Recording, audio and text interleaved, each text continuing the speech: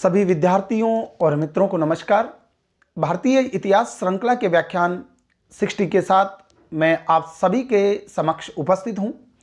भारतीय इतिहास के अंतर्गत आज जिस विषय बिंदु पर हम अपना व्याख्यान प्रारंभ करने जा रहे हैं उस विषय बिंदु का शीर्षक है महात्मा गांधी, चंपारण, अहमदाबाद और खेड़ा आंदोलन। जैसा कि आप सभी जानते हैं, हमने अपने पूर्ववर्ती व्याख्यान 59 में महात्मा गांधी के जीवन के बारे में, साथ ही 1893 से 1915 ईस्वी की काल अवधि के दौरान, अर्थात इन 22 सालों की एक लंबे समय के दौरान महात्मा गांधी जी ने अपने दक्षिण अफ्रीकी प्रवास के दौरान भारतीय लोगों को, जो कि वहां पर विभिन्न प्रकार के कार्यों के लिए वहां पर जाकर के बस गए थे, कार्य करने के लिए उनको ले जाया गया था और वहां की गोरी सरकार के द्वारा रंग भेद की नीतियों के आधार पर उनके साथ जो बर्ताव किया जाता था, उस रंग भेदी उत्पीड़न के खिलाफ महात्मा गांधी ने एक सफल सत्याग्रह का संचालन किया और उस गोरी सरकार को कुछ ऐसे निरंकुश कानूनों को वापस लेने के लिए बाध्य होना पड़ा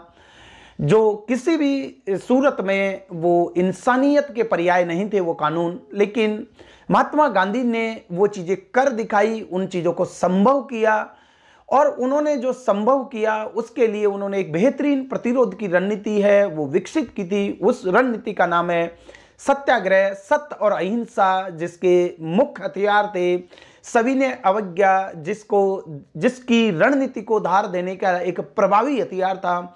उस सत्याग्रह की रणनीति को आजमाने के पश्चात और रंगभेदी सरकार को अपने निरंकुश कानूनों को वापस लेने के लिए बाध्य करने के पश्चात महात्मा गांधी 9 जनवरी 1915 ईस्वी को भारतीय धरा पर वापस लौटते हैं। तो महात्मा गांधी जब भारत में आए 1915 ईस्वी में, जब वो भारत में आए तो आगामी 2-3 सालों में उनकी भारतीय राजनीतिक परिदृश्य में किस प्रकार की गतिविधियां थी, क्या उन्होंने यहाँ पर आते ही तत्कालीन भारत के राष्ट्रवादी नेताओं के साथ कोई समझौता कर लिया या वो उनके पीछे पीछे हो लिए, या उन्होंने क्या कुछ किया, इसी के बारे में व्यापक पड़ताल आज के इस व्याख्यान में हम करेंगे। साथ ही हम उन 3 स्थानीय संघर्षों की भी बात है आज के इस व्याख्यान के अंतर्गत करेंगे जिन्होंने गांधी जी को भारतीय लोगों को समझने की एक दृष्टि प्रदान की।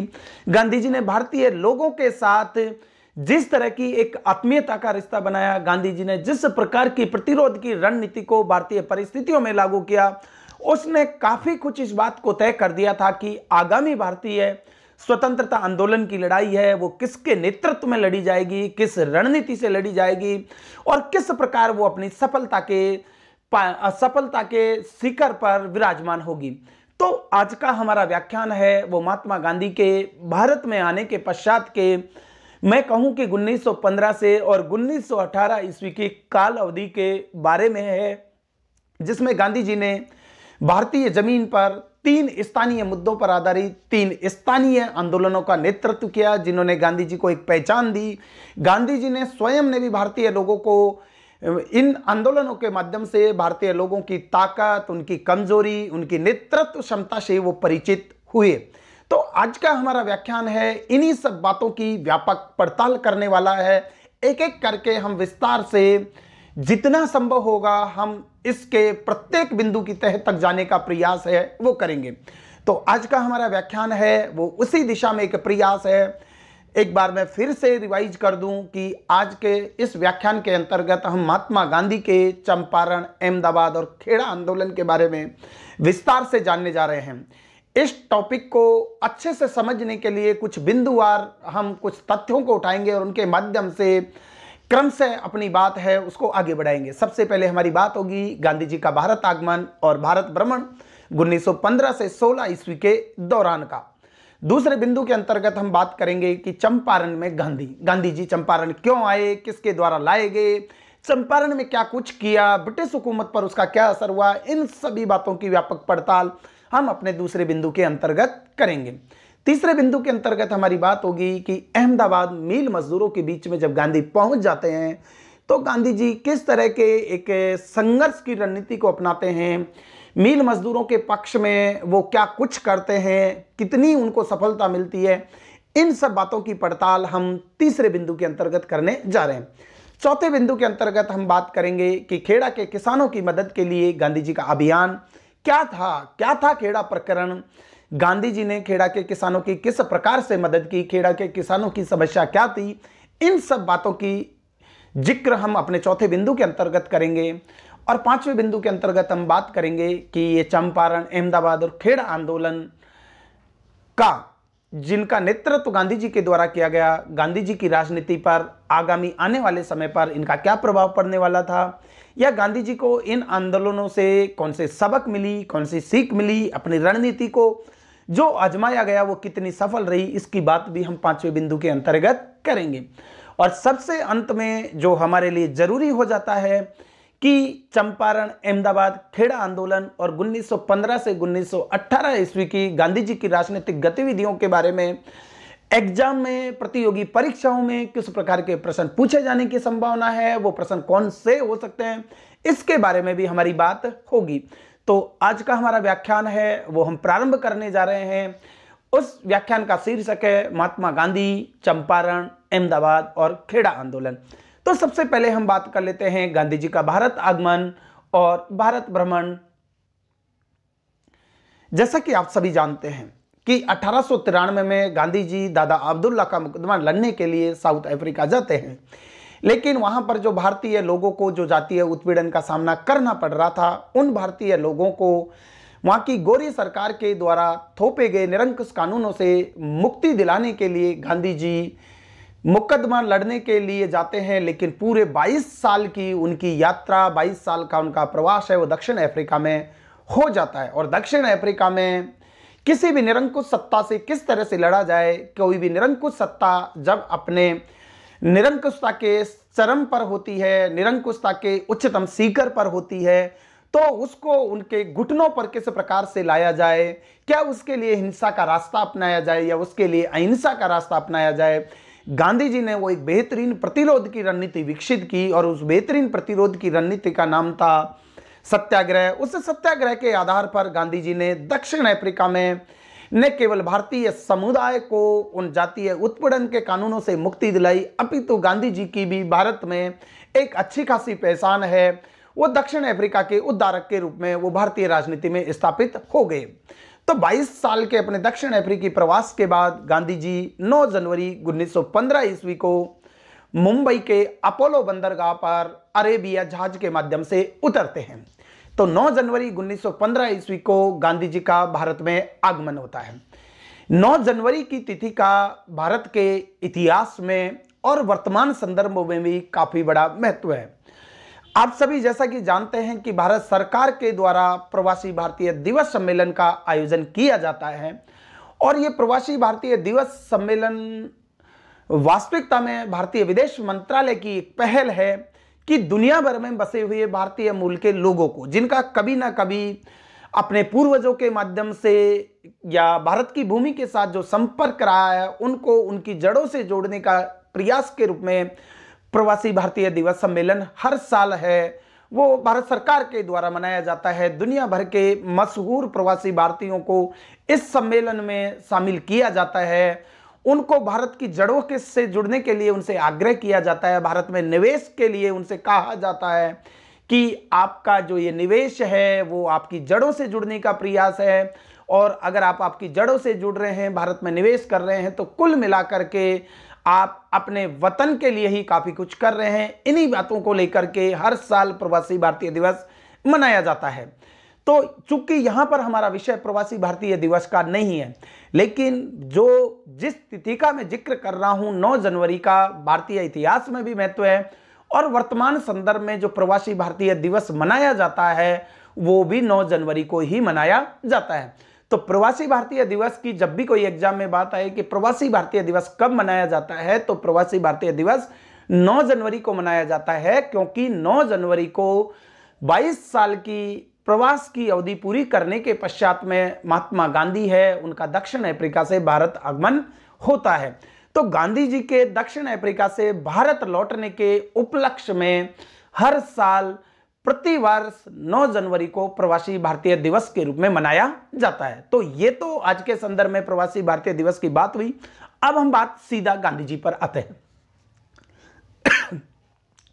9 जनवरी 1915 ईस्वी को गांधी जी है उनका भारत आगमन होता है और गांधी जी अपने जीवन में जिसको उन्होंने अपना राजनीतिक गुरु कहा, वो गांधी जी के राजनीतिक गुरु थे गोपाल कृष्ण गोखले। और ये गोपाल कृष्ण गोखले ही थे, जब गांधी जी दक्षिण अफ्रीकी प्रवास पर थे 22 साल के लिए, तो गोपाल कृष्ण गोखले ने भी 2-3 बार है गांधी जी का समर्थन करने के लिए दक्षिण अफ्रीका की यात्रा की थी। तो जो दक्षिण अफ्रीका की गोरी सरकार ने भारतीयों के प्रति जो भेदभाव से संबंधित उत्पीड़नकारी कानून थे, उनको वापस लेने में भी गोखले का बहुत बड़ा योगदान रहा। और गोखले की रणनीति, गोखले की चीज़ों को देखने का एक नज़रिया और दृष्टिकोण से गांधी जी काफ़ी प्रभावित थे। और गांधी जी का राजनीतिक गुरु है वो गोपाल कृष्ण गोखले को माना जाता है।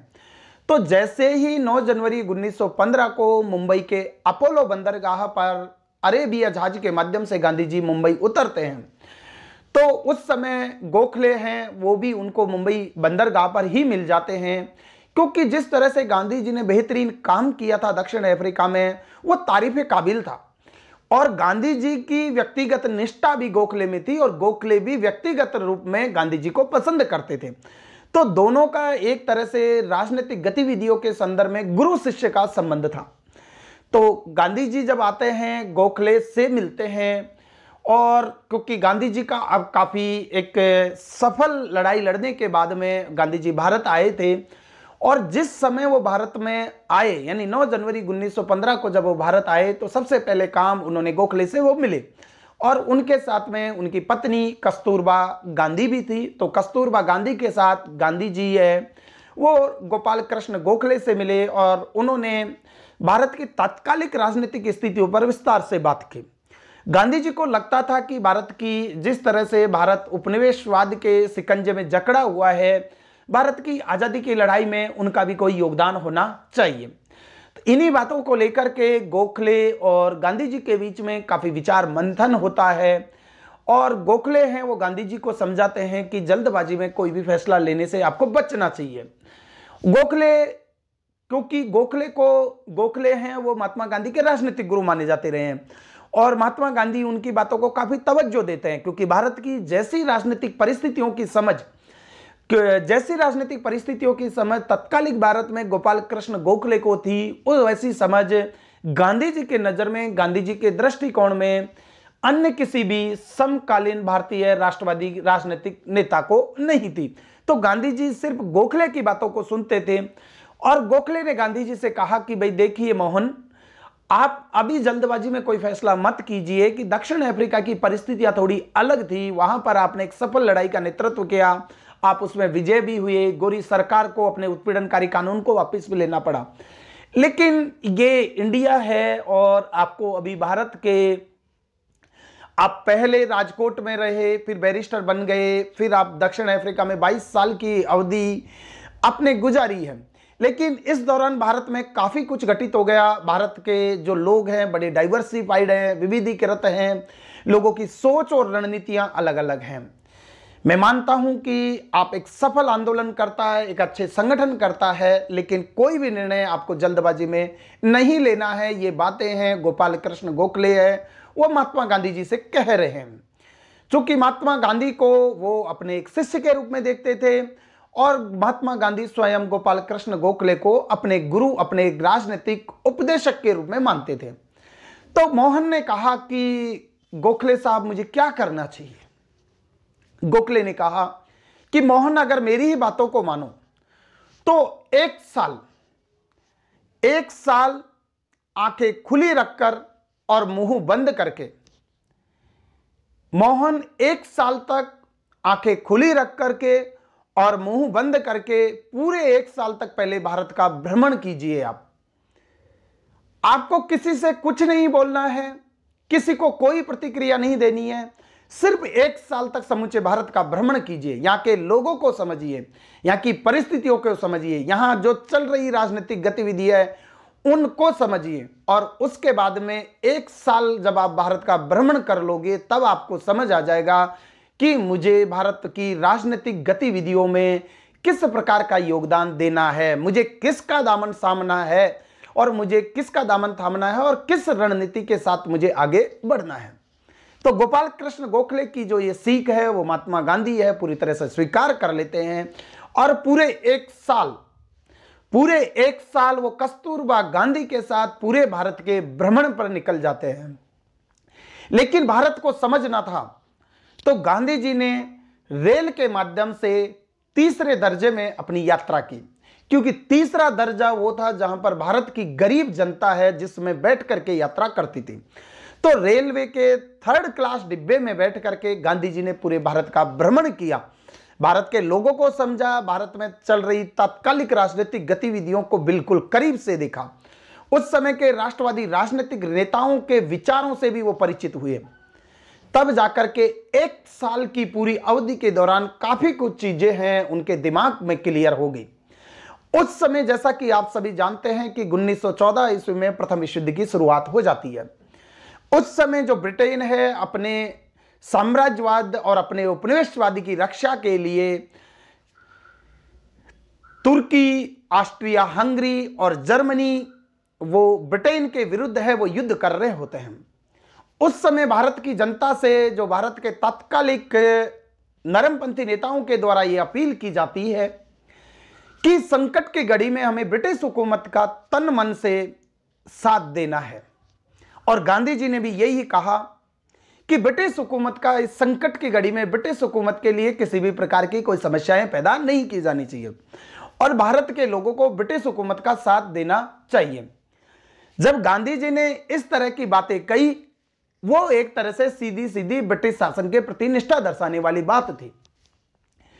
गांधी जी ने प्रथम विश्व युद्ध में भारतीयों से ब्रिटिश शासन का समर्थन करने की बात कही, ब्रिटेन का साथ देने की बात कही, तो ब्रिटेन की सरकार ने गांधी जी के इस प्रकार के विचार से उत्साहित होकर के गांधी जी को केसर-ए-हिंद की उपाधि से नवाजा। उस समय की अगर मैं थोड़ी बात करूं, जिनकी हम अपने पूर्ववर्ती व्याख्यानों में चर्चा कर चुके हैं, उस समय कांग्रेस दो धड़ों में बटी हुई थी, नरमपंथी और उदारपंथी, गर्मपंथी और नरमपंथी। गर्मपंथी विचारधारा के बाल गंगाधर तिलक थे। उसी समय देश में होम रूल आंदोलन है वो चल रहा था। एक तिलक के द्वारा होम रूल आंदोलन का नेतृत्व किया जा रहा था, एक एनी बेसेंट के द्वारा होम रूल आंदोलन का नेतृत्व किया जा रहा था। ये होम रूल आंदोलन है और इसी समय कुछ क्रांतिकारी गतिविधियों के माध्यम से भी ब्रिटिश शासन के लिए बहुत सारी चुनौतियां पेश करने का प्रयास है वो भारत के अलग अलग सोच रखने वाले राष्ट्रवादी राजनीतिक कार्यकर्ताओं के द्वारा किया जा रहा था। चूंकि ब्रिटिश शासन है उस समय साम्राज्यवादी युद्ध में उलझी हुई थी, जिसे प्रथम विश्व युद्ध के नाम से जाना जाता है। तो उस समय के भारत के राष्ट्रवादी राजनीतिक कार्यकर्ता थे, उन्होंने ब्रिटिश हुकूमत के लिए, ब्रिटिश शासन के लिए जो इस संकट की घड़ी में अपने लिए एक अवसर देखा। लेकिन गांधी जी है इससे बिल्कुल भिन्न मत रखते थे। गांधी जी का यह कहना था कि किसी की मजबूरियों का फायदा नहीं उठाया जाना चाहिए। इसलिए गांधी जी है ब्रिटिश शासन के खिलाफ इस संकट की घड़ी में, जिसे वो ब्रिटिश शासन के प्रति एक संकट की घड़ी कह रहे थे कि प्रथम विश्व युद्ध में ब्रिटिश शासन को जर्मनी के खिलाफ है वो युद्ध लड़ना पड़ रहा था, ऑस्ट्रिया हंगरी के खिलाफ युद्ध लड़ना पड़ रहा था, तुर्की के खिलाफ युद्ध लड़ना पड़ रहा था। तो गांधी जी ने कहा कि भारत के लोगों को ब्रिटेन की मदद करनी चाहिए। अगर हम ब्रिटेन की कुछ मदद करेंगे तो ब्रिटेन हो सकता है कि भारतीयों को कृतज्ञता स्वरूप है कुछ रियायतें दे और उनके राजनीतिक स्वशासन की मांग को मान लिया जाएगा, लेकिन फिलहाल हमें ऐसी किसी राजनीतिक गतिविधि में भाग नहीं लेना है। एक दूसरा गांधी जी का यह मानना था कि क्योंकि गांधी जी पूरी तरह से नरमपंथियों की अनुनय विनय की नीति के भी पक्षधर नहीं थे और ना ही वो गर्मपंथियों की आक्रामक नीतियों के पक्षधर थे। गांधी जी की अपनी एक किसी भी निरंकुश सत्ता के प्रति असहमति और विरोध दर्ज कराने की अपनी एक परखी हुई नीति थी और वो नीति इतनी सफल रही थी कि दक्षिण अफ्रीका में जिसको सफलतापूर्वक आजमाया भी गया था। गांधी जी सत्याग्रह के अलावा अन्य किसी भी रणनीति में विश्वास नहीं करते थे। जब गांधी जी से भारतीय राष्ट्रीय कांग्रेस से जुड़ने के लिए कहा गया, तिलक भी गांधी जी से मिले और गांधी जी से भी ये कहा गया कि भाई आप तिलक के साथ है, भारत के राष्ट्रीय स्वतंत्रता आंदोलन के संघर्ष में शिरकत करें। तो गांधी जी का कहना था कि मैं ऐसे किसी आंदोलन में शामिल नहीं होऊंगा जो किसी के नेतृत्व में किया जा रहा हो। मैं किसी ऐसे आंदोलन में शामिल नहीं होऊंगा जिसमें मैं सिर्फ एक फॉलोअर्स के रूप में शामिल हूं। मैं सिर्फ उसी आंदोलन में शामिल होऊंगा, उसी संघर्ष को नेतृत्व प्रदान करूंगा जो मेरी नीतियों से मेल खाता है, मेरी नीतियों के अनुसार जिसका मैं उसका नेतृत्व करूं।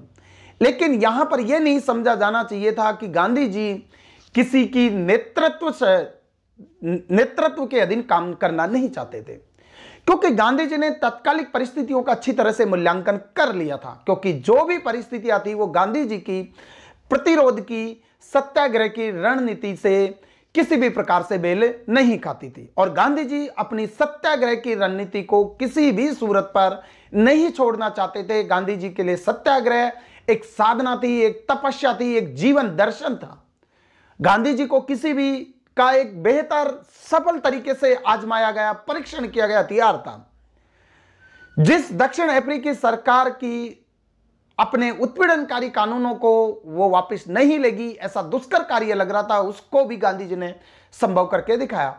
तो गांधी जी को लग गया था कि ना तो नरम पंथियों की रणनीति प्रभावी है, ना गर्म पंथियों की रणनीति प्रभावी है, ना उस समय की जो विभिन्न प्रकार की क्रांतिकारी गतिविधियां हैं वो की जा रही थी, उनको भी वो प्रभावी नहीं मान रहे थे।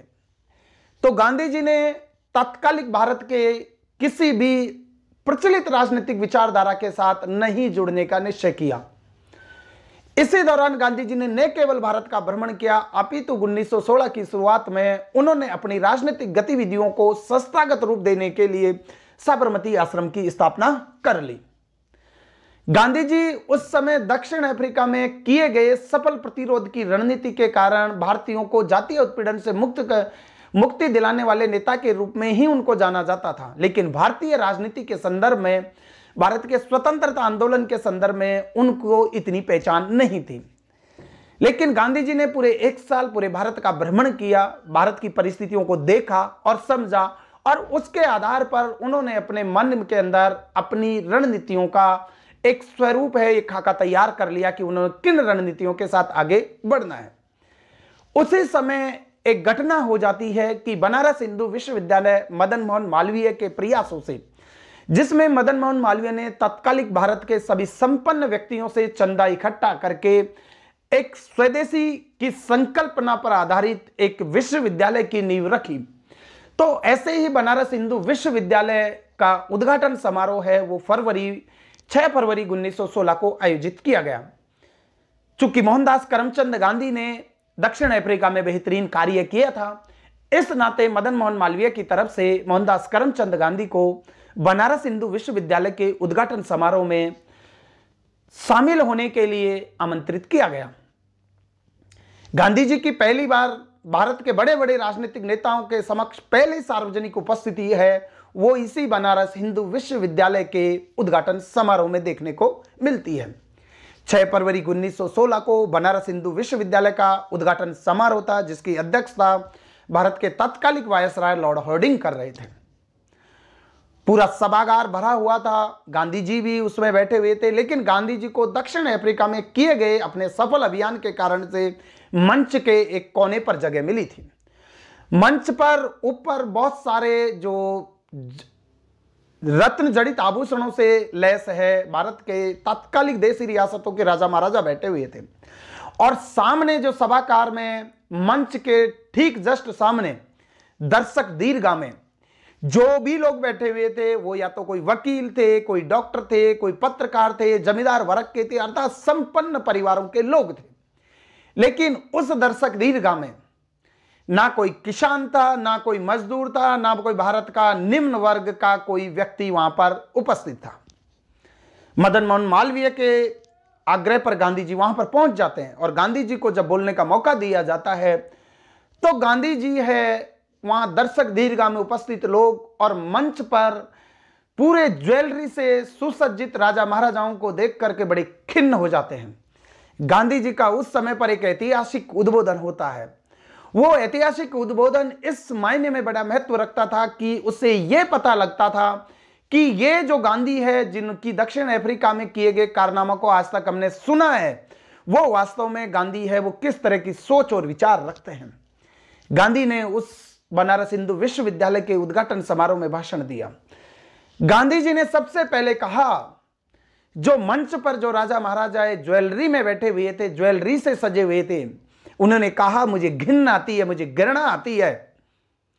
एक तरफ ये राजा महाराजा हैं, इन्होंने अपने बदन को इतने ज्वेलर से, इतने सोने चांदी से घेरा हुआ है, भारत की गरीब जनता के पेट पर लात मार करके ये आज यहां अय्यासी में डूबे हुए हैं, मुझे घृणा आती है, मुझे घिन आती है।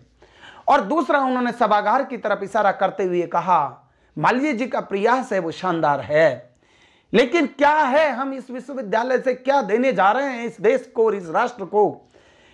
यहां पर कोई गरीब मजदूर नहीं है, यहां पर गरीब किसान का एक भी प्रतिनिधि नहीं है। बनारस हिंदू विश्वविद्यालय है, इसकी स्थापना की जा रही है, इस पर मुझे गर्व है, लेकिन ये यहां से किन लोगों को शिक्षा मिलेगी उसकी आप खुद ही कल्पना कर सकते हैं। क्या ये भारत है? ये भारत नहीं है, ये हमारी गुलामी का कारण है। सिर्फ हमारा जो राष्ट्रवादी राजनीतिक आंदोलन है, क्या वकील, डॉक्टर, पत्रकार, जमींदार, क्या रईस लोगों के केवल एक छोटे से समूह के हाथ में होगा? क्या हमारी शिक्षा व्यवस्था सिर्फ इस तरह से होगी? जब गांधी जी इस तरह के भाषण दे रहे होते हैं तो कुछ राजा महाराजा उखड़ जाते हैं, वो इस सभागार को छोड़ करके चले जाते हैं। एनी बेसेंट भी गांधी जी के इन वक्तव्यों का विरोध करती है और एनी बेसेंट कहती है कि stop mister Gandhi, stop mister Gandhi, आप चुप हो जाइए, शट अप। लेकिन उनमें काफी सारे विद्यार्थी थे, वो ये चाहते थे कि गांधी जी अपना भाषण लगातार जारी रखें, क्योंकि उन विद्यार्थियों ने पहली बार यह देखा था कि भारत के तत्कालिक राष्ट्रवादी राजनीतिक नेताओं में बगैर किसी लाग लपेट के कोई बात करने वाले बंदा है तो यह मोहनदास करमचंद गांधी है। उन्होंने यह समझ लिया था कि यही वो व्यक्ति है जो वास्तव में बिल्कुल स्पष्टवादी है, जिन्होंने भारत के वास्तविक चरित्र को यहां पर उजागर किया है। अरे भारत की, जब तक मजदूर और किसानों को भारत की राष्ट्रीय राजनीतिक गतिविधियों में शामिल नहीं करोगे और जब तक आप उनसे जुड़ोगे नहीं, तब तक क्या उपनिवेशवाद के खिलाफ आपकी आजादी की यह मुहिम है, ये सफल हो जाएगी। बनारस हिंदू विश्वविद्यालय ने गांधी जी को और गांधी जी के जो उद्बोधन दिया गया, उसने गांधी जी को एक बड़ी महत्वपूर्ण पहचान दी। खैर, ये तो ही बनारस हिंदू विश्वविद्यालय के समारोह में पहली बार गांधी जी की सार्वजनिक उपस्थिति के। उसी समय 1916 में, जैसे कि कांग्रेस का वार्षिक अधिवेशन दिसंबर 1916 में हुआ और उस लखनऊ अधिवेशन में भी गांधी जी की उपस्थिति हुई। गांधी जी भी उस लखनऊ अधिवेशन में गए। इसी लखनऊ अधिवेशन की अध्यक्षता अंबिकाचरण मजूमदार कर रहे थे और भारतीय राष्ट्रीय कांग्रेस के दोनों धड़े मिलकर के एक हो जाते हैं और कांग्रेस और मुस्लिम लीग का समझौता भी हो जाता है, जिसकी हमने अपने पूर्ववर्ती व्याख्यानों में चर्चा की है।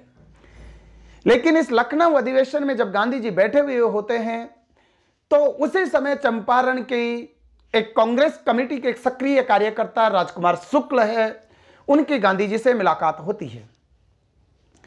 गांधी जी से मुलाकात होती है और यहीं से गांधी के जीवन की यात्रा का वो दौर प्रारंभ होता है जहां पर भारत के लिए एक बेहतरीन इतिहास बनने वाला था। या हम करें कि ऐतिहासिक शक्तियों ने या शायद भारत की नियति ने राजकुमार शुक्ल को गांधी जी से मिलाया था। गांधी जी राजकुमार शुक्ल से मिले थे। चंपारण के नील के खेती करने वाले किसानों का शोषण होना था, गांधी जी के द्वारा उनकी मुक्ति की जानी थी। गांधी जी के जीवन की ये प्रथम पाठशाला थी। सब कुछ ऐसे लगता है कि जैसे सब कुछ उस समय की भारत की सभी ऐतिहासिक शक्तियां हैं, उन्होंने इस क्षण के लिए पृष्ठभूमि तैयार की। तो हम वही बात करने जा रहे हैं कि चंपारण में गांधी 1917 ईस्वी। सबसे पहले हम इस प्रकरण को समझ लेते हैं कि चंपारण में गांधी का तात्पर्य क्या है। चंपारण की अगर बात करें तो उत्तरी बिहार का एक जिला है चंपारण। उसमें कई सारे गांव और कई सारे शहर है वो आते हैं। मोतिहारी और बेतिया है, उसके दो महत्वपूर्ण शहर होते हैं। तो उत्तरी बिहार में जो ये चंपारण, अगर आज के उत्तरी बिहार को देखें तो वहां पर चंपारण एक जिला था 1917 ईस्वी में। और उस चंपारण की समस्या यह थी कि उस चंपारण में गोरे बागान मालिकों द्वारा वहां के किसानों से जबरदस्ती नील की खेती करवाई जाती थी। तो किसानों से जबरदस्त नील की खेती करवाने के कारण से किसानों का काफी शोषण होता था। किसानों को अपनी इच्छा नहीं होती थी, लेकिन उसके बावजूद भी किसानों को नील की खेती करने के लिए बाध्य किया जाता था। शुरुआत में जो किसान थे वो किसी लालच के कारण से नील की खेती करने के लिए प्रेरित हुए, लेकिन 20वीं सदी के दौरान जर्मनी ने रासायनिक रंगों का आविष्कार हो गया तो नील की इतनी उपयोगिता नहीं रही। इसके अलावा चंपारण के किसानों से गोरे बागान मालिक है वो जबरदस्ती नील की खेती करवाते थे, और अगर किसान है वो नील की खेती नहीं करते तो उनके बीवी बच्चों को अपहरण कर लिया जाता था, उनका उत्पीड़न करते थे। इस नील की खेती की जो चंपारण में जो कृषि की जाती थी उसे 3 कठिया पद्धति के नाम से जाना जाता था। 3 कठिया का मतलब यह है कि 20 काठे का 1 बीघा होता था। उन दिनों जमीन की जो नाप की जाती थी उसमें 20 काठे का 1 बीघा होता था। उस 20 काठे में से 3 काठा जमीन पर किसानों को नील की खेती करना अनिवार्य था।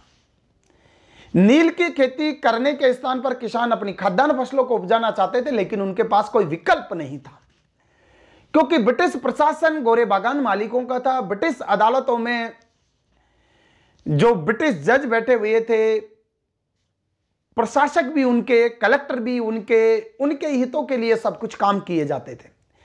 न केवल किसानों से नील की खेती करवाई जाती थी, बल्कि किसानों से तरह तरह के जो टैक्स है जिन्हें हम कहें अबवाब, तो किसानों से तरह तरह के अबवाब है वो वसूल किए जाते थे।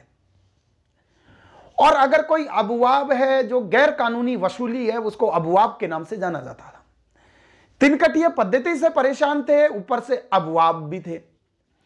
किसान है खुद उस नील की खेती से छुटकारा चाहते थे, और जिस समय यूरोप में नील की मांग कम हो गई तो गोरे बागान मालिक भी इससे छुटकारा चाहते थे, लेकिन गोरे बागान मालिक है वो किसानों की मजबूरी का फायदा उठा रहे थे, और उन्होंने किसानों से जबरदस्ती अवैध वसूली करना प्रारंभ किया। और उन्होंने कहा कि भाई हम नील की खेती बंद कर देंगे, लेकिन उसके लिए आपको बहुत सारा पैसा देना पड़ेगा। और किसान इस स्थिति के लिए तैयार नहीं थे, क्योंकि किसानों की हालत अच्छी नहीं थी। तो पूरा का पूरा जो प्रकरण था वो गोरे बागान मालिकों की जो नील की खेती वो किसानों से करवाई जाती थी, उसमें वो शोषण करते थे, तरह तरह के टैक्स वसूल करते थे, और ये किसान है बहुत परेशान थे। उनका उत्पीड़न भी किया जाता था। अगर वो कोर्ट कचहरी में भी उनको न्याय नहीं मिलता था, क्योंकि पूरे न्यायिक तंत्र पर गोरे लोगों का कब्जा था, और गोरे लोगों के द्वारा गोरे लोगों के हितों में ही फैसला दिया जाता था। हालांकि उस समय चंपारण के नील की खेती करने वाले किसानों ने उस समय की कचहरी में एक अर्जी लगा रखी थी, और जो उनकी वकालत का काम कर रहे थे वो डॉक्टर राजेंद्र प्रसाद थे। लेकिन इनसे स्थिति में कोई सुधार नहीं आया। किसानों का शोषण और उत्पीड़न है वो लगातार जारी था। किसान इतने परेशान थे, इतने बेबस थे, तरह तरह की वसूली उनसे की जाती थी, क्या करे कुछ समझ में नहीं आ रहा था। कोई भी तत्कालिक भारतीय राष्ट्रीय कांग्रेस से जुड़े हुए बड़े नेता है, जैसा कि मैंने कहा कि उस समय भारतीय राष्ट्रीय कांग्रेस सिर्फ शहरी क्षेत्र से निकलने को तैयार नहीं थी, वो सिर्फ मध्यम वर्ग के लोगों के ही एक तरह से उनकी ही वकालत करती थी। किसानों और मजदूरों की समस्याओं से उनका कोई वास्ता नहीं था। तो बेचारे किसानों की समस्याओं को सुने कौन, किसानों को इस संकट से मुक्ति दिलाए कौन, और जिस तरह की निरंकुश ब्रिटिश सरकार थी उस ब्रिटिश सरकार से पंगा ले कौन। उन्हीं चंपारण के किसानों के एक कांग्रेस कार्यकर्ता थे राजकुमार शुक्ल। राजकुमार शुक्ल ने काफी कुछ सुना था महात्मा गांधी के बारे में कि दक्षिण अफ्रीका में असंभव से दिखने वाले उस गोरी सरकार को अपने घुटनों पर लाने में जिस व्यक्ति ने सफलता प्राप्त की वो कोई और नहीं, मोहनदास करमचंद गांधी थे। राजकुमार शुक्ल को लगा कि शायद गांधी जी से मिला जाए और गांधी जी के माध्यम से किसानों की स्थिति में कुछ सुधार किया जा सकता है। तो गांधी जी 1916 ईस्वी के लखनऊ अधिवेशन में जब राजकुमार शुक्ल को यह सूचना मिली कि गांधी वहां पर उपस्थित होने वाले हैं, तो राजकुमार शुक्ल भी अपने कुछ लोगों के साथ है वो लखनऊ के अधिवेशन में पहुंच जाते हैं। वहां पर गांधी जी से मुलाकात होती है और गांधी जी से कहते हैं कि मैं राजकुमार शुक्ल हूं, ऐसे ऐसे मैं चंपारण से आया हूं, और आपने दक्षिण अफ्रीका में जो असंभव सा कार्य था उसको भी संभव कर दिखाया। कि सर आप एक बार हमारे चंपारण चलिए, हमारे किसान बहुत परेशान हैं, अमानवीय दशाओं में जीवन जीने को मजबूर हैं और उन नील की खेती उनके गले की फांस बनी हुई है, उनका जीना दुभुर कर दिया है। गोरे बागान मालिक उनका उत्पीड़न किया जा रहा है, उनसे अवैध वसूली की जा रही है। तो गांधी जी से इस तरह की बातें कही, लेकिन गांधी जी के साथ समस्या यह थी कि गांधी जी बिहार को ही नहीं जानते थे, चंपारण की तो दूर की बात। गांधी जी ने कहा कि भाई देखते हैं, मैं तो जानता भी नहीं हूं। गांधी जी पहली बात तो बिहार से परिचित नहीं थे और चंपारण को तो वो उन्होंने नाम ही नहीं सुना था कि ये भारत में भी कोई जगह है। दूसरा, नील की खेती से क्या दिक्कतें होती है, नील क्या होती है, गांधी जी को कुछ भी आइडिया नहीं था। लेकिन राजकुमार शुक्ल ने कहा कि समझाने का प्रयास किया, गांधी जी को कुछ समझ में नहीं आया। फिर गांधी जी को लगा कि गांधी जी उसे पीछा छुड़ाना चाह रहे थे, लेकिन राजकुमार शुक्ल है, उन्होंने कहा कि नहीं, आप मुझे आश्वासन दीजिए कि आप कब आएंगे। तो कई बार ऐसा कहते हैं ना कि कोई आदमी हमारे जबरदस्ती गले पड़ जाता है, हमें उसका काम भी नहीं करना होता है, लेकिन फिर भी हमें कुछ आश्वासन देना पड़ता है। गांधी जी ने कहा कि ठीक है, अगले साल देखते हैं, फरवरी मार्च के समय में कुछ देखते हैं, फिर अपन बात करेंगे। राजकुमार शुक्ल उस समय चंपारण लौट आते हैं फरवरी में, फिर गांधी जी से पत्राचार करते हैं कि गांधी जी, आपने कहा था कि मैं वो ही हूं जो लखनऊ अधिवेशन में आपसे मिला था, चंपारण के किसानों का मैं नेतृत्व कर रहा हूं और नील की खेती की समस्या जो हमारे यहाँ है, आपने कहा था कि मैं आऊंगा। गांधी जी ने कहा कि ठीक है, मैं अभी तो कलकत्ता निकल रहा हूं, सीधा गुजरात से, अहमदाबाद से कलकत्ता जा रहा हूं गांधी जी, और उन्होंने कहा कि आप मुझे कलकत्ता आके मिलिए। तो राजकुमार शुक्ल है, वो भी गांधी जी के पीछे पीछे कलकत्ता पहुंच जाते हैं। गांधी जी को ये उम्मीद भी नहीं थी कि गांधी जी ने सोचा कि इस तरह से इससे राजकुमार शुक्ल से किस तरह से पीछा छुड़ाया जाए, लेकिन जैसे तैसे हैं वो गांधी जी के पीछे पीछे कलकत्ता पहुंच जाते हैं। राजकुमार शुक्ल भी जिद्दी है और उन्होंने कहा कि नहीं सर, आप एक बार चलिए, आपको चलना पड़ेगा और हमारी उम्मीदों का केंद्र और हमें इन समस्याओं से मुक्ति कोई दिला सकते हैं तो आप चला सकते हैं। तो राजकुमार शुक्ल है, वो गांधी जी को लेकर के वो चंपारण पहुंच जाते हैं। 15 अप्रैल 1916 को रात्रि में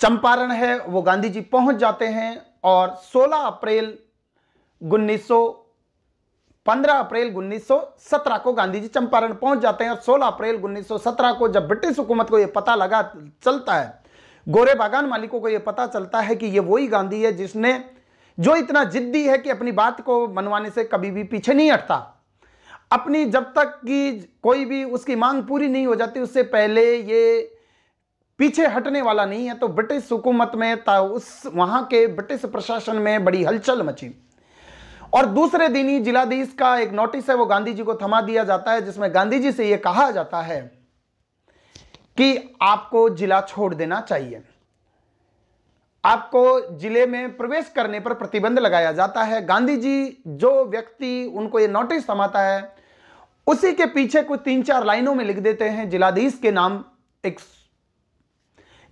नाम कुछ पत्र लिखते हैं कि महोदय, मुझे आपका पत्र मिला, आपने मुझे कहा है कि मैं जिले में प्रवेश नहीं कर सकता, मुझे जिला छोड़ देना चाहिए। आपकी मांग है वो जायज हो सकती है, लेकिन मेरी अंतरात्मा ये कह रही है कि मैं आपके इस कानून को नहीं मानूं। तो ये गांधी जी का पहला सत्याग्रह था, क्योंकि मैं सत्य के साथ हूं, आप मुझे किसानों के बीच में जाने से नहीं रोक सकते और मेरी अंतरात्मा आपके कानून को मानने की इजाजत नहीं दे रही है। मेरी अंतरात्मा यह कह रही है कि मैं आपके कानून की अवज्ञा करूं। तो यह विनयपूर्वक अवज्ञा की बात थी जो गांधी जी ने आजमाया।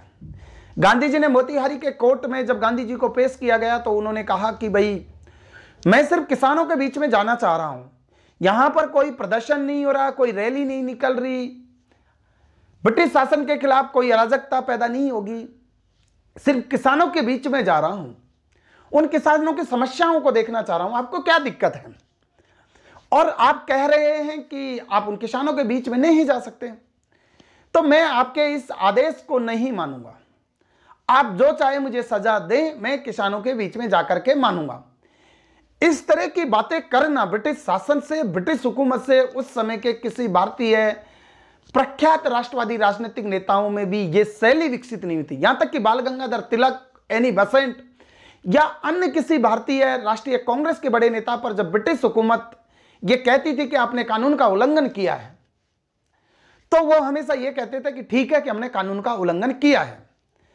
नहीं, जब भी उन पर यह आरोप लगाया जाता किसी गांधी जी के अलावा, चाहे बाल गंगाधर तिलक पर भी जब ब्रिटिश शासन ने यह कहा कि आपने कानून का उल्लंघन किया है, तो हमेशा उन्होंने इससे इनकार किया कि हमने कानून का उल्लंघन नहीं किया, और देर सवेर उन्होंने ब्रिटिश शासन के उसी कानून की पालना उनको करनी पड़ी, अपने आंदोलन को स्थगित करना पड़ा।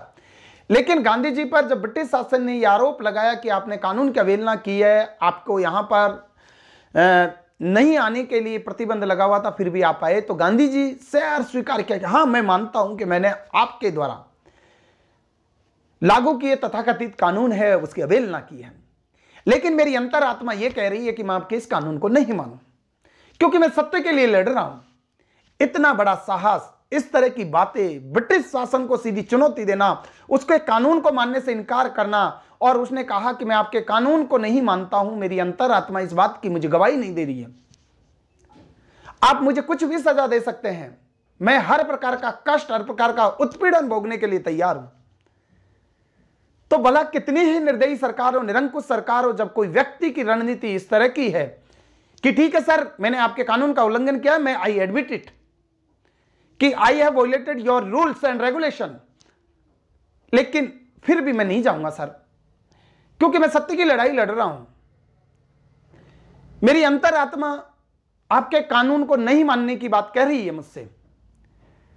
तो मोतीहारी की कोर्ट में भी गांधी जी ने यह बात कही, और जिस समय गांधी जी ने यह बात कही तो भारत के सभी अखबारों में गांधी जी के ये इस बात को, इस स्टेटमेंट को छापा गया। भारत में के जो युवा वर्ग थे उसमें एक तरह से हलचल मच गई कि क्या लाजवाब इंसान है, क्या शख्सियत है, क्या विराट व्यक्तित्व का व्यक्ति है कि इस निरंकुश सरकार के सामने सीना ठोक करके यह कह रहा है कि सर, मैंने आपके कानून का उल्लंघन किया है, लेकिन मैं नहीं जाऊंगा, क्योंकि मेरी अंतरात्मा मुझे आपके इस कानून को नहीं मानने के लिए कह रही है। आप मुझे कोई भी सजा दे सकते हैं, मैं उत्पीड़न को सहन करने के लिए तैयार हूं, लेकिन मैं सत्य की लड़ाई लड़ रहा हूं। मैं किसानों के बीच जाऊंगा, आपको जो करना है वो आप कीजिए, जो सजा मुझे देनी है वो कीजिए। ब्रिटिश हुकूमत भी गांधी जी के दक्षिण अफ्रीका में किए गए कारनामों से परिचित थी। तो गांधी जी को बाद में ब्रिटिश हुकूमत ने जिला छोड़ने का जो आदेश था उसको निरस्त कर दिया, और अधिकारियों को कहा कि भाई इसको गांव गांव जाने दीजिए। गांधी जी के साथ उस समय गांधी जी गांव गांव पहुंचे, और गांधी जी गांव गांव पहुंचे और उन्होंने किसानों की समस्याओं को रिकॉर्ड करना शुरू किया, ताकि जब ब्रिटिश हुकूमत से यह कहा जा सके कि भाई ये नील की खेती है, कि जो ये 3 कटीय व्यवस्था है ये क्यों शोषणकारी है, इसके पक्ष में सबूत जुटा करके गांधी जी बात कहना चाहते थे। गांधी जी हवा में बात नहीं करना चाहते, क्योंकि गांधी जी जब कोलकाता से जब चंपारण आए तो गांधी जी को नील की खेती की कोई समझ नहीं थी, लेकिन गांधी जी ने किसानों से सीधा बात करना उचित समझा। गांधी जी के साथ उस समय इस मुहिम में जो लोग जुड़े वो थे ब्रज किशोर, राजेंद्र प्रसाद, महादेव देसाई, नरहरि पारेख, जेबी कृपलानी, मजरूल हक, अनुग्रह नारायण सिंह, श्री कृष्ण सिंह, पीर मोहम्मद यूनिस, ये सब गांधी जी के साथ थे। ब्रिटिश शासन ने सोचा कि शायद हो सकता है कि गांधी जी कुछ मनगढ़ंत किसानों की शिकायतें दर्ज कर ले, इसलिए उन्होंने कुछ पुलिस वाले गांधी जी के साथ लगा लिए। गांधी जी ने विनयपूर्वक ब्रिटिश शासन की इस मांग को मान लिया, चंपारण के जिला प्रशासन की इस मांग को मान लिया। ठीक है, ये जो दरोगा हैं, जो ये सिपाही वाले लोग हैं, ये भी सामने बैठेंगे और ये देखेंगे कि वास्तव में किसानों की समस्याएं क्या हैं। गांधी जी ने करीब 800 किसानों की शिकायतें दर्ज की और उनको जिला प्रशासन के सम्मुख प्रस्तुत कीजिए कि देखिए इन किसानों की ये समस्याएं हैं और मैं क्यों कह रहा हूं कि ये व्यवस्था उत्पीड़नकारी है, इसको समाप्त होना चाहिए। ब्रिटिश हुकूमत है वो गांधी जी के कारनामों से परिचित थी और वो जानती थी कि ये इतना जिद्दी है, ये हिंसा का सहारा नहीं लेगा, और अगर व्यक्ति हिंसा का सहारा लेता है तो उसको कानून व्यवस्था के नाम पर उसको दमन किया जा सकता है। लेकिन ये तो बिल्कुल निडर व्यक्ति है और इसने किसानों की वाजिब मांगी को रिकॉर्ड के रूप में प्रस्तुत किया है। ब्रिटिश हुकूमत इस मैटर को ज्यादा बढ़ाना नहीं चाहती थी, क्योंकि भारत जैसे विशाल देश पर शासन करना उसकी प्राथमिकता थी। सिर्फ चंपारण के कुछ गोरे बागान मालिकों के स्वार्थ को पूरा करने के लिए ब्रिटिश शासन और ब्रिटिश हुकूमत अपने को बदनाम नहीं करना चाहती थी। उन्होंने कहा कि ठीक है, चंपारण के किसानों की ये समस्याएं हैं, इसके लिए 1917 ईस्वी में चंपारण एग्रेरियन कमेटी बना दी जाती है और इस चंपारण एग्रेरियन कमेटी में गांधी जी भी एक सदस्य होते हैं। ये चंपारण एग्रेरियन कमेटी जो जून 1917 में बनी, अपनी रिपोर्ट अक्टूबर में देती है और इसके आधार पर चंपारण कृषि अधिनियम बनता है 1918 ईस्वी में, जिसमें 3 कठिया पद्धति को अवैध घोषित कर दिया जाता है और यह कह दिया गया कि अब कोई भी गोरे बागान मालिक है वो किसानों को नील की खेती करने के लिए बाध्य नहीं करेंगे। अगर ऐसा किया जाता है तो एक क्रिमिनल ऑफेंस होगा, यह आपराधिक मामला होगा। चूंकि गोरे बागान मालिकों की जबरदस्ती का जो मिला हुआ अधिकार ही उनको वो शक्ति देता था जिसके आधार पर वो नील की खेती करने वाले किसानों का शोषण कर सकते थे। लेकिन जब चंपारण कृषि अधिनियम बना, 3 कठिया पद्धति को अवैध घोषित कर दिया गया, तो गोरे बागान मालिक अब किसानों पर अपनी शोषणकारी व्यवस्था को जारी नहीं रख सकते थे। इसके 1 दशक बाद ही सारे गोरे बागान मालिकों की वहां चंपारण से विदाई हो जाती है। इसके अलावा इस चंपारण के आंदोलन में एक और बात थी कि किसानों से जो अवैध वसूली की गई थी उसमें किसान चाहते थे कि उसकी 100% इन गोरे बागान मालिकों से वापसी पैसा दिलाया जाए। लेकिन चंपारण एग्रेरियन कमेटी में जो सहमति बनी वो ये थी कि गोरे बागान मालिकों ने जितना आज तक अवैध वसूल किया है उसकी 25% राशि है वो लौटाएंगे।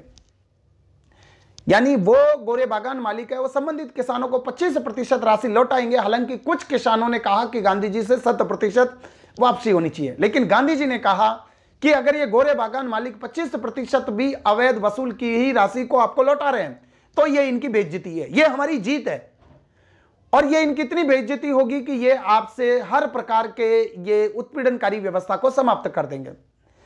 तो गांधी जी का ये था कि वो सिर्फ निरंकुश सत्ता को, उत्पीड़नकारी सत्ता को यह एहसास दिलाना चाहते थे अपनी रणनीतियों के माध्यम से, अपनी प्रतिरोध की रणनीति के माध्यम से कि जो आप कर रहे हैं वो गलत है, वो न्याय संगत नहीं है, हमारा पक्ष है वो सत्य के लिए है, हमारी मांग जायज है, इसलिए हम आपके उत्पीड़नकारी कानूनों को नहीं मानेंगे। तो 25% की अवैध वसूली भी अगर गोरे बागान मालिक लौटा रहे हैं तो ये इनकी बेइज्जती है। ये इस बात का संकेत है कि उनका पक्ष हमेशा से गलत रहा है और आपका पक्ष सत्य रहा है। गांधी जी ने एक सफल आंदोलन का नेतृत्व है यहां पर किया जाता है और गांधी जी को आगामी भारतीय राष्ट्रीय आंदोलन का संचालन करने के लिए एक सफल राजनीतिक कार्यकर्ताओं की टोली भी गांधी जी की यहां पर तैयार हो जाती है, जिनमें थे ब्रज किशोर, राजेंद्र प्रसाद, महादेव देसाई, नरहरि पारेख, जेबी कृपलानी, मजरूल हक, अनुग्रह नारायण सिंह, श्री कृष्ण सिंह, पीर मोहम्मद यूनुस। ये सब गांधी जी के लिए आगे आने वाले समय में उनकी राजनीतिक गतिविधियों को संचालन करने में इनके विश्वस्त सहयोगी के रूप में उभर कर सामने आते हैं। तो चंपारण गांधी जी की वो प्रथम पाठशाला थी जहां पर उन्होंने सत्याग्रह को सफलतापूर्वक अंजाम दिया। चंपारण में बहुत सारी बातों से गांधी जी परिचित हुए कि किसान है और मजदूर है, उनमें भी संघर्ष करने की क्षमता है अगर उनकी बातों को ठीक से सुना जाए। अगर हम वो जातिगत बंधनों को छोड़ करके, अगर हम विशिष्टता के अपने विशेष अधिकारों को, दावों को परित्याग करके अगर किसान और मजदूरों की समस्याओं को धैर्यपूर्वक और गंभीरता से सुने तो ये किसी भी तरह का संघर्ष और बलिदान करने के लिए तैयार रहते हैं। चंपारण में जब गांधी जी ने यह मूवमेंट छोड़ा तो उन्होंने जातिगत बंधनों को भी ढीला करने का प्रयास किया। उस समय बिहार में जातिगत नियमों का बड़ी कठोरता से पालन किया जाता था, लेकिन जब किसानों की शिकायतें दर्ज की जा रही थी, गांधी जी के नेतृत्व में किसानों से रिकॉर्ड लिए जा रहे थे, तो एक सामूहिक रसोई की व्यवस्था की गई जहां पर किसी भी प्रकार का कोई जातिगत बंधन नहीं था। सभी जाति के लोग एक साथ बैठकर के खाना खाया करते थे। गांधी जी ने इसी दौरान महिलाओं को स्वच्छता के बारे में काफी अच्छी खासी बात बताई। उन्होंने कहा स्वच्छता मेरे लिए ईश्वर के समान है। और जब उन्होंने ये देखा कि गोरे बागान मालिकों के यहां काम करने वाली महिलाओं को पैरों में चप्पल तक नहीं थी, तो गांधी जी ने अपने चमड़े के जूते पहनने छोड़ दिए। गांधी जी ने एक तरह से भारत के लोगों को चंपारण के माध्यम से करीब से देखा कि लोगों की समस्याओं को समझा कि लोग किस सीमा तक आपसे जुड़ने के लिए तैयार हैं, वो कौन सी चीजें हैं जो कि एक नेता को, एक नेतृत्वकर्ता को इन लोगों से दूर करती है और उन लोगों से जोड़ती है। गांधी जी ने इन चीजों को बारीकी से देखा। तो गांधी जी के जीवन की प्रथम राजनीतिक पाठशाला कोई थी तो वो चंपारण थी, और ये चंपारण ही था जिन्होंने भारत के आगामी आने वाले इतिहास की दशा और दिशा है वो गांधी जी के हाथ में देने के लिए उस नींव को तैयार किया। तो चंपारण में गांधी का आगमन, हम कहें कि यह सभी ऐतिहासिक कारकों का एक सामूहिक संगम था।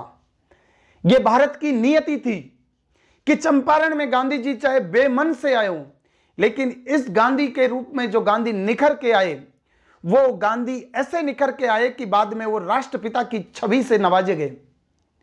तो चंपारण में अगर गांधी नहीं जाते तो शायद गांधी जी की उस तरह के भारत को समझने का उनको मौका नहीं मिलता। तो गांधी जी की प्रथम पाठशाला, भारत में प्रथम स्थानीय जनसंघर्ष में जिन्होंने भाग लिया वो था चंपारण का मुद्दा, जो 3 कटिया पद्धति के खिलाफ किया। अब ऐसे ही एक दूसरे संघर्ष की ओर बात कर लेते हैं जो गांधी जी के नेतृत्व में जिसको सफलतापूर्वक अंजाम दिया गया।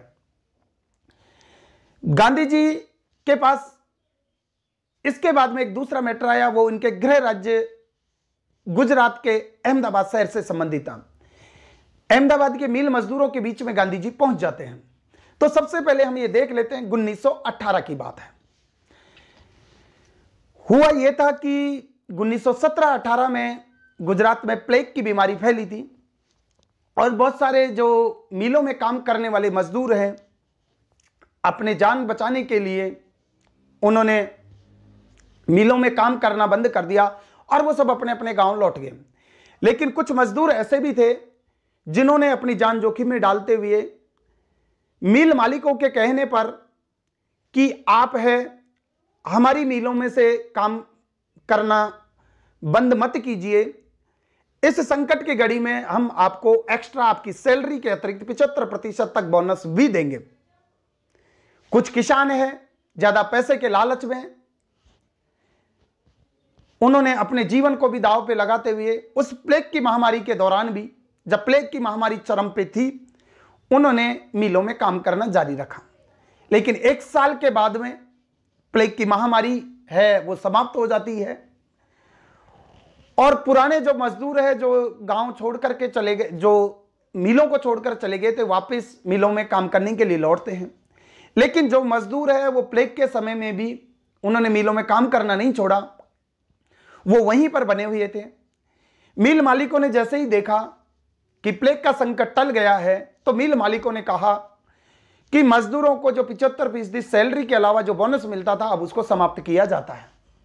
लेकिन जो मिलों में उस संकट के समय में भी काम कर रहे थे उन्होंने कहा कि ये तो हमारे साथ धोखा है, हमने अपने जीवन को दांव में लगा करके, हमने अपने जीवन को दांव पर रख करके, हमने अपने मौत से लड़कर के भी आपकी मिलों को निरंतर जारी रखने के लिए काम किया है और अब आप कह रहे हैं कि प्लेग की महामारी चली गई तो 75% बोनस है उसको नहीं दिया जाएगा। तो इस बात को लेकर के मिल मालिक और मजदूर है उसमें एक विवाद उत्पन्न हो जाता है। इसके अलावा जैसा कि आप सभी जानते हैं कि प्रथम विश्व युद्ध में जितने भी देश के संसाधन थे वो इंग्लैंड के पक्ष में लगे हुए थे युद्ध में ताकि उसको विजयश्री हासिल हो। इसी दौरान जरूरी वस्तुओं की कमी हो जाती है और महंगाई है वो आसमान को छूने लगती है। तो जो मजदूर है जो डेली मजदूरी पे काम करता है उसके लिए रोजमर्रा की वस्तुओं को खरीदना बड़ा मुश्किल हो गया। तो एक तो मिल मालिकों ने प्लेग के मिलने वाले बोनस को बंद कर दिया और दूसरा मजदूर इस समय महंगाई से परेशान थे। तो इन मजदूरों ने कहा कि नहीं, आप ऐसे हमारे प्लेग के जो बोनस है उसको समाप्त नहीं कर सकते, आपको ये सैलरी के अलावा ये बोनस हमेशा हमें आगे भी देना पड़ेगा क्योंकि अब महंगाई बहुत ज्यादा बढ़ गई है।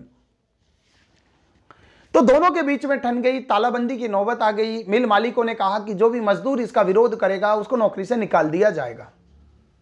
बड़ी विकट स्थिति पैदा हो गई और उस समय जो ब्रिटिश कलेक्टर थे उनको वो स्थिति पर बराबर से नजर रखे हुए थे और उनको लगा कि कहीं शक्ति परीक्षण की नौबत नहीं आ जाए, अराजकतावादी स्थिति पैदा नहीं होगा। तो उन्होंने गांधी जी से आग्रह किया कि आप ही इस मुद्दे को थोड़ा सा हैंडल कीजिए, देखिए, इसमें हस्तक्षेप कीजिए और मिल मालिक और मजदूरों में कोई समझौता है वो करवा दीजिए। गांधी जी अहमदाबाद में मिल मजदूरों के बीच में पहुंचते हैं, मिल मालिकों के बीच में भी पहुंचते हैं। गांधी जी पूरी वस्तु स्थिति को समझते हैं और गांधी जी अंत में ये फैसला करते हैं कि भाई मजदूरों का पक्ष है वो सही है और मजदूरों को मिलने वाले प्लेग के बोनस को आप ऐसे बंद नहीं कर सकते। मिल मालिकों में एक अंबालाल साराभाई भी थे जो गांधी जी के अच्छे मित्र थे और साबरमती के अहमदाबाद आश्रम की स्थापना में भी उन्होंने गांधी जी को काफी पैसा दिया था। गांधी जी अपने मित्र के खिलाफ ही यहां पर मजदूरों का पक्ष लेते हुए हो जाते हैं।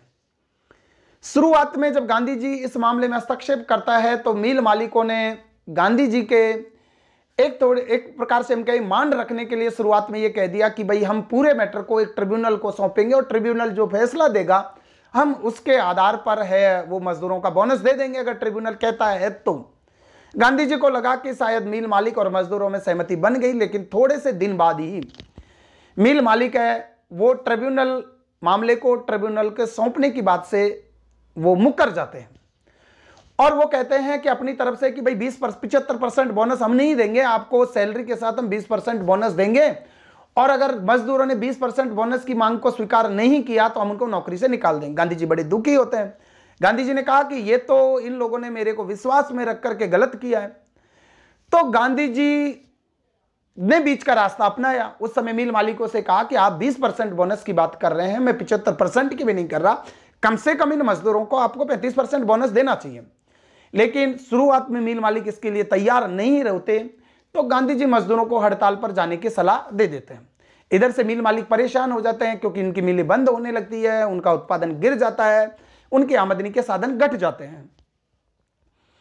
जैसे ही लेकिन गांधी जी मजदूरों को हड़ताल पर जाने की सलाह तो देते हैं, लेकिन धीरे धीरे मजदूरों की जो गांधी जी के साथ जो अनशन पर जो बैठने की जो बात थी, यानी हड़ताल पर जाने वाले मजदूरों की संख्या में उतनी अपेक्षित वृद्धि नहीं हो पाती, तो गांधी जी खुद उस मजदूरों के संघर्ष को धार देने के लिए मिल मालिकों को यह चेतावनी देते हैं कि अगर ये मांग नहीं मानी गई तो मैं खुद अनशन पर बैठूंगा। गांधी जी अनशन पर बैठने का जैसे ही फैसला करते हैं, गांधी जी अनशन पर बैठ जाते हैं तो मिल मालिकों में बड़ी हलचल हो जाती है। मिल मालिक परेशान हो जाते हैं कि कहीं ऐसा नहीं हो कि हमें 75% से ज्यादा भी बोनस देना पड़ जाए। गांधी जी इतनी जिद्दी है क्योंकि गांधी जी जिस बात के लिए अड़ गए उसको अगर गांधी जी कोई बीच का रास्ता सुझा रहे हैं तो उसको मान लेने में सबकी भलाई है।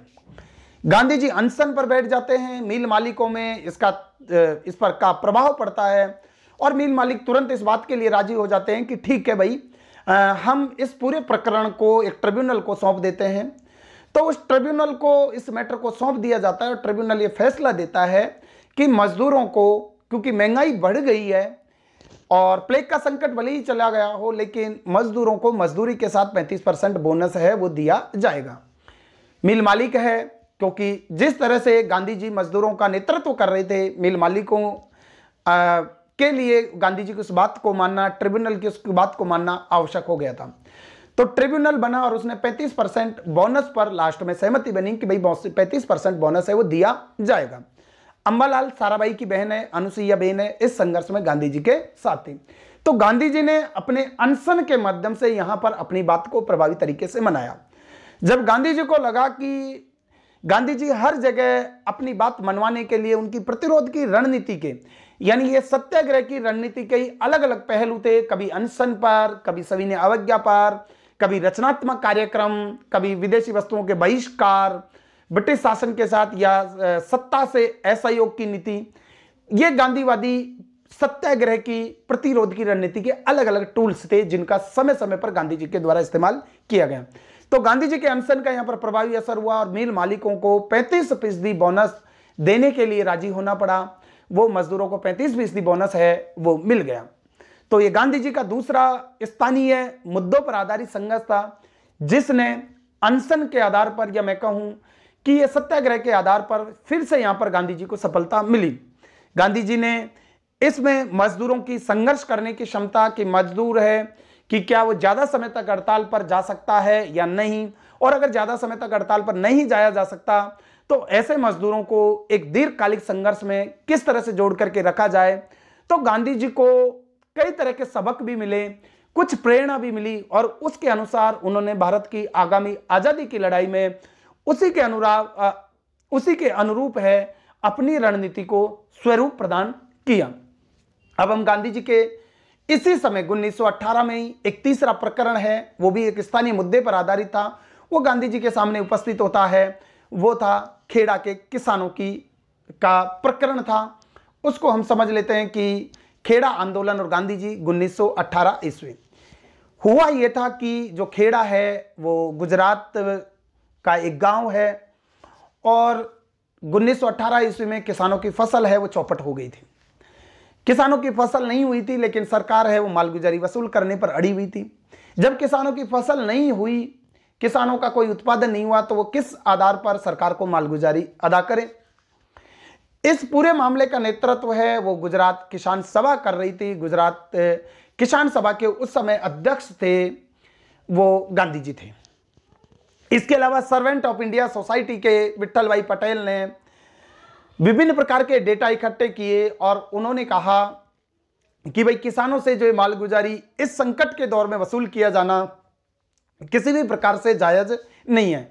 लेकिन उस समय की जो बंबई प्रशासन है वो किसानों से जबरदस्ती लगान वसूली करने पर अड़ा हुआ था कि जैसे भी हो, जहां से भी हो, हमें लगान चाहिए, मालगुजारी चाहिए, आपकी फसल चौपट हो गई, हमें कोई मतलब नहीं है। गुजरात सभा ने इस मामले में हस्तक्षेप किया। गांधी जी के संज्ञान में यह मामला आया। गांधी जी के गृह राज्य का मैटर था, तो गांधी जी ने पूरी गंभीरता से इस पूरे प्रकरण को लिया। गांधी जी के साथ इस मुहिम में जिन्होंने साथ दिया उनमें वल्लभ भाई पटेल, इंदुलाल याग्निक, शंकरलाल बैंकर है, वो गांव के दौरों पर निकल गए और उन्होंने वास्तव में देखा कि किसानों की फसल का उत्पादन नहीं हुआ, किसान बुरे हालात में थे। इसके अलावा जरूरी वस्तुओं की कीमतें बढ़ गई थी, तो किसान कैसे मालगुजारी की अदायगी करें। लेकिन ब्रिटिश हुकूमत है, ब्रिटिश हुकूमत के जो राजस्व अधिकारी वो किसानों से जबरदस्ती लगान वसूल कर रहे थे और जो लगान नहीं देने में सक्षम थे किसान, उनके संपत्ति को कुर्की की जा रही थी, उनकी जब्ती की जा रही थी, उनके पशुओं को अपने साथ साथ ले जा रहे थे। तो गांधी जी ने जब ये देखा कि ये निरंकुश सत्ता है वो किस तरह के जुल्म डारी है किसानों पर, उस स्थिति में भी जबकि इनको पता है कि किसानों की कोई फसल नहीं हुई है तो भी किसानों से लगान वसूल किया जा रहा है, तो गांधी जी ने कहा किसानों से कि भाई लगान न देने के लिए कहा। सभी ने अवज्ञा।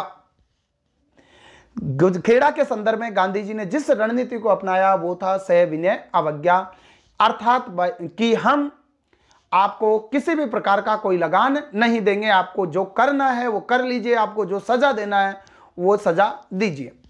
तो गांधी जी ने ऐसे किसानों से भी लगान न देने के लिए कहा जो लगान देने में सक्षम थे।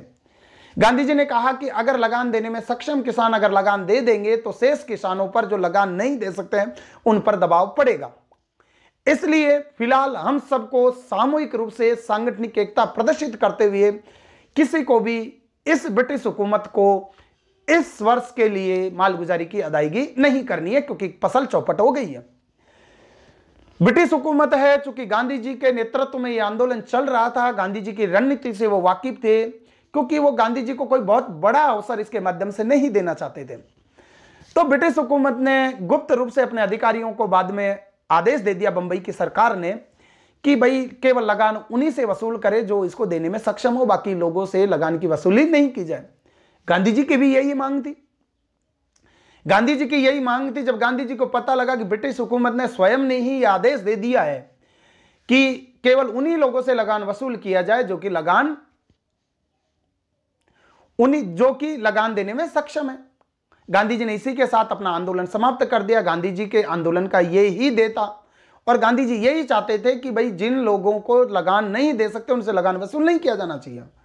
तो इस सभी ने अवज्ञा, जब गांधी जी ने सभी वर्गों से कहा कि कोई भी लगान नहीं दे तो ब्रिटिश हुकूमत है वो एक तरह से शक पका जाती है। और चूंकि यहां पर गांधी जी इसका नेतृत्व कर रहे थे और गांधी जी वो थे जो सत्य के लिए आग्रह करते थे, किसी भी हालत में पीछे हटने के लिए तैयार नहीं है। जब सभी किसानों से लगान नहीं देने के लिए कहा तो ब्रिटिश हुकूमत ने सोचा कि जो सक्षम किसान है वो भी लगान नहीं दे रहे तो एक तरह से हमारे राजस्व में क्षति होगी। तो ब्रिटिश हुकूमत ने अपने अधिकारियों को गुप्त आदेश दिया कि आप ऐसा कीजिए कि जिनकी फसल नहीं हुई है उनसे तो लगान मत वसूल कीजिए, उनको परेशान भी मत कीजिए, लेकिन जो लगान दे सकने में सक्षम है उनसे आप लगान ले लीजिए। गांधी जी की ये जीत थी और गांधी जी का ये खेड़ा आंदोलन है ये इस प्रकार से अपनी सफल परिणति पर पहुंच जाता है। गांधी जी ने इन 3 स्थानीय संघर्ष स्थानीय मुद्दों पर आधारित थे और उनको गांधी जी को अपनी प्रतिरोध की रणनीति को भारतीय परिस्थितियों में आजमाने का बेहतरीन मौका है वो दिया। गांधी जी के पूरे देश के समाचार पत्रों में गांधी जी के अलग अलग जो स्थानीय संघर्ष स्थानीय मुद्दों पर आधारित जो उन इन जो मुद्दों का उन्होंने नेतृत्व किया था, जिस तरह से उनको सफलता के पायदान तक पहुंचाया, उसकी अलग अलग अखबारों में तरह तरह से उनके बारे में लेख प्रकाशित किए गए और पूरे भारत की आशा और निगाहें अब वो गांधी जी पर आकर के ठहर जाती है कि ये वो व्यक्ति हैं जो ब्रिटिश हुकूमत को अपने घुटनों पर ला सकती है। ब्रिटिश हुकूमत से उपनिवेशवाद की लड़ाई है, अगर किसी व्यक्ति के नेतृत्व में लड़ी जा सकती है तो वो यही मोहनदास करमचंद गांधी हैं। और मोहनदास करमचंद गांधी के ये जो 3 एक्सपेरिमेंट थे स्थानीय मुद्दे, स्थानीय संघर्ष पर आधारित, इन्होंने ही एक तरह से मैं कहूं कि महात्मा के रूप में उनको तैयार किया। और ऐसा भी कहा जाता है कि चंपारण की महिलाओं ने तो गांधी जी की ने जिस तरह से किसानों की समस्याओं को सुना, किसानों के साथ उन्होंने अपनी हमदर्दी बांटी, उन्होंने गांधी जी को बापू कहकर के पुकारा। मोहनदास करमचंद गांधी ने अपने चमड़े के जूते उनके लिए त्याग दिए। मोहनदास करमचंद गांधी ने चंपारण की महिलाओं के साथ कस्तूरबा गांधी के माध्यम से स्वच्छता के संदेश को प्रसारित किया। उन्होंने यहां पर किसान, मजदूर, मिल मालिकों में काम करने वाले मजदूर हो, सबको बड़ी करीब से देखा, उनके संघर्ष करने की क्षमता की सीमा का भी पता लगाया। देशवासियों के वास्तविक भावनाओं से वो परिचित हुए कि कोई भी किसान, मजदूर है या मिलों में काम करने वाले कामगार वर्ग है, वो आपके साथ हर संघर्ष में सहभागी हो सकते हैं, बशर्ते कि उनकी परिस्थितियों का ठीक से अवलोकन कर लिया जाए। तो गांधी जी के ये 3 सफल आंदोलन 3 स्थानीय मुद्दों पर आधारित थे, 3 स्थानीय प्रकृति के संघर्ष थे, लेकिन इन्होंने मोहनदास करमचंद गांधी को महात्मा गांधी के रूप में तैयार किया। गांधी की राजनीति पर अगर देखें तो इनका क्या प्रभाव पड़ा। गांधी जी को अपनी जो प्रतिरोध की रणनीति है उसको आजमाने का बेहतरीन मौका दिला। गांधी जी को देश की जनता के नजदीक आने का इनसे मौका मिला। गांधी जी को जनता की ताकत और उसकी कमजोरियों का पता मिला। बहुत से युवा कार्यकर्ता मिले जिन्होंने बाद में गांधी जी के नेतृत्व में जो भारतीय राष्ट्रीय आंदोलन का जो संघर्ष चला, उनमें उन्होंने गांधी जी के एक सहयोगी के रूप में महत्वपूर्ण भूमिका निभाई। चंपारण ने डॉक्टर राजेंद्र प्रसाद दिए, खेड़ा ने सरदार वल्लभ भाई पटेल दिए। डॉक्टर राजेंद्र प्रसाद देश के प्रथम राष्ट्रपति बने, सरदार वल्लभ भाई पटेल देश के प्रथम होम मिनिस्टर बने। इतने महत्वपूर्ण युवा कार्यकर्ताओं की एक फौज है जिन्होंने गांधी में भारत की मुक्ति का मार्ग देखा। इन लोगों की फौज अगर गांधी जी के 3 स्थानीय संघर्ष नहीं होते, 3 स्थानीय मुद्दों पर आधारित उनकी यहां पर जो उनकी प्रतिरोध की रणनीति को आजमाया नहीं जाता, तो शायद भारत की आजादी की लड़ाई है और भारत को आजादी प्राप्त करने में शायद काफी देर हो जाती और शायद गांधी जी को उस तरह से नहीं लिया जाता भारतीय राष्ट्रीय कांग्रेस में और भारत की राष्ट्रीय आजादी के आंदोलन का नेतृत्व करने में। लेकिन इन 3 आंदोलनों ने गांधी जी को स्थापित भी किया। गांधी जी ने स्वयं की प्रतिरोध की रणनीति के माध्यम से तत्कालिक भारत की भारतीय राष्ट्रीय कांग्रेस के एक सबसे प्रमुख शख्सियत, एक प्रमुख व्यक्ति के रूप में स्थापित किया, जिनका देश की गरीब, मजदूर, किसान, कामगार वर्ग, महिलाओं के लिए सहानुभूति थी, जो किसी भी प्रकार के जाति पाति में विश्वास नहीं रखते थे, जो धार्मिक सहिष्णुता की नीति के पैरोकार थे, जो किसी भी निरंकुश से निरंकुश सत्ता को भी घुटनों पर लाने की ताकत रखते थे। उनके सत्याग्रह की रणनीति थी।